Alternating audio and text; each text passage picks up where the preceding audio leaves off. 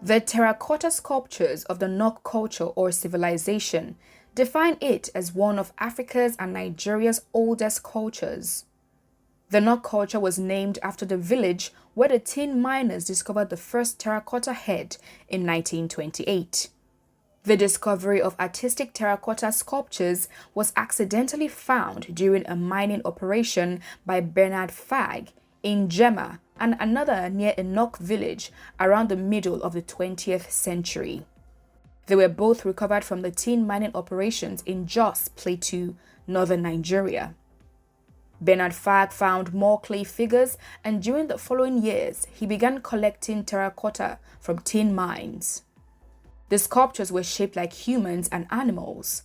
The similar features led Bernard Fagg to regard it as a product of a single culture. Since the first discoveries, only a few excavations have been carried out in the Nok culture sites. The majority of these excavations took place in 1960.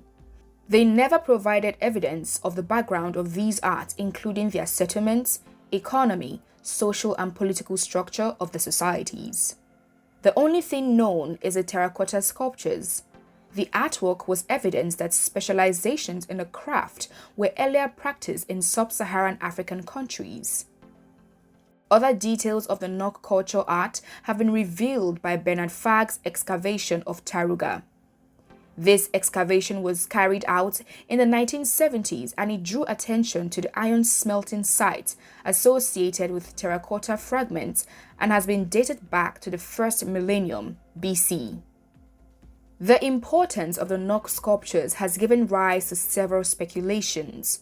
Some believe that the figures represented gods and divinities of a society that believed in rituals and magic to conquer their environmental troubles and threats to their plants and animals being fertile.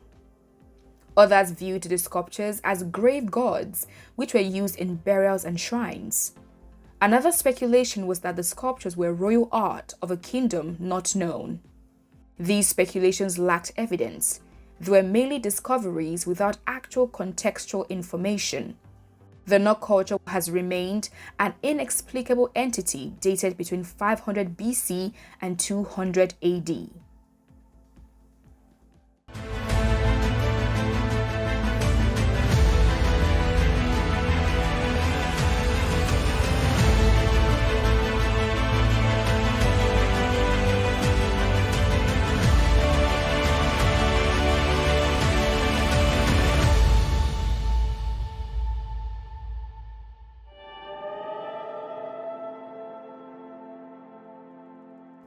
It is not known when iron culture began in sub-Saharan Africa. Some believe it may have come from Carthage, modern-day Tunisia. Others believe it may have come from the kingdom of Meroe in Sudanese Nubia, where iron was being manufactured around 500 BC. However, the earliest practice of iron smelting technology in sub-Saharan Africa was done by the Nok culture. The iron practice led the Nok culture to move from the Stone Age to that of the Iron Age without going through the Bronze Age, as it is noticeable in other developments. The Nok furnaces were known to appear in groups. One furnace was used for smelting process as it gets destroyed while the smelted iron is being removed. The next procedure requires constructing another furnace close to the old one. 13 iron furnaces were found in Taruga alone, with iron tools like hoes and axes, which were used for agriculture. Evidence of early iron in the Nok cultures comes from the Taruga sites excavated by Bernard Fagg in the 1960s. He found iron smelting furnaces dating back to 500 BC. This is also the approximate age of iron in Carthage and Meroe. Taruga excavations expose the oldest settlement of Nok culture, which was between the 4th and 2nd century BC, based on the radiocarbon data of charcoal found on the iron surfaces. Nok culture in Nigeria covered an area of over 78,000 square kilometers. There were discoveries of weapons like an iron arrow and a spearhead, which suggest that life was not always peaceful among the Nok people or their rivals. Nok culture declined around 200 AD, but the reason remains unknown. It could have been climate change, migration, or conflicts with rival kingdoms.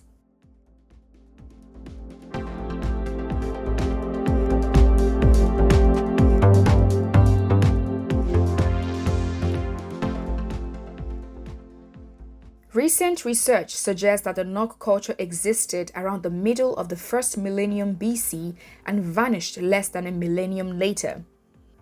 What preceded the Nok culture has not been published. It is impossible to believe that such a display of aesthetic beauty and abilities by the artisans did not have any preface of development. The elegance of the Nok terracotta has led scholars to believe that an undiscovered tradition may have preceded the Nok art. Nok artisans made use of the coil method for their terracotta figurines made from local clays and gravel. Their abilities are seen in how these works have survived for over a millennium.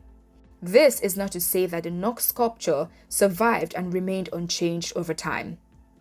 As a result of the erosion of the sleep, a mixture of water and clay used to give the pottery surfaces a smooth appearance, on many Nok sculptures, they lost their original smoothness and even texture did not reflect the original smooth appearance. The figures, however, explained very little of what their social life was like. Scenes relating to illness, love, war, and so on were depicted in their figures.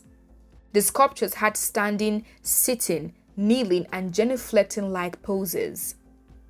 A figure showed a man and a woman kneeling in a romantic embrace. Another showed a man with his mouth open like he was singing with another playing the drums. Another showed a prisoner with ropes tied around his arms and neck. Men and women had eyes shaped like triangles, big noses, mouths, and ears, with their pupils represented by a small hole. Some were believed to be associated with rituals wearing a particular type of clothing adorned with heavy pieces of jewelry, which were not likely to be worn every day, while some of the figures held weapons, and others were seated with an arm resting on a raised knee.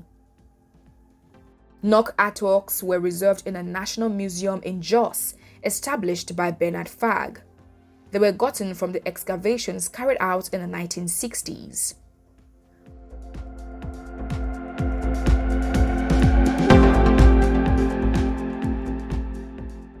The complexity of the Nok culture and its settlement requires an extensive archaeological study.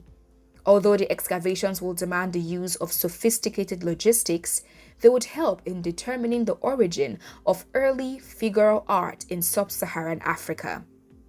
The Nok Civilization, according to the artifacts, prospered between 500 BC and 200 AD, before it vanished from existence. The Nok art occupied an important position in Nigeria's history.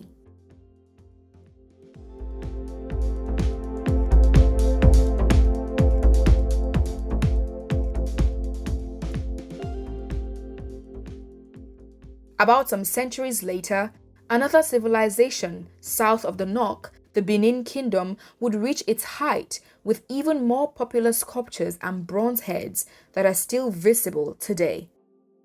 More on the Benin Kingdom in our next episode.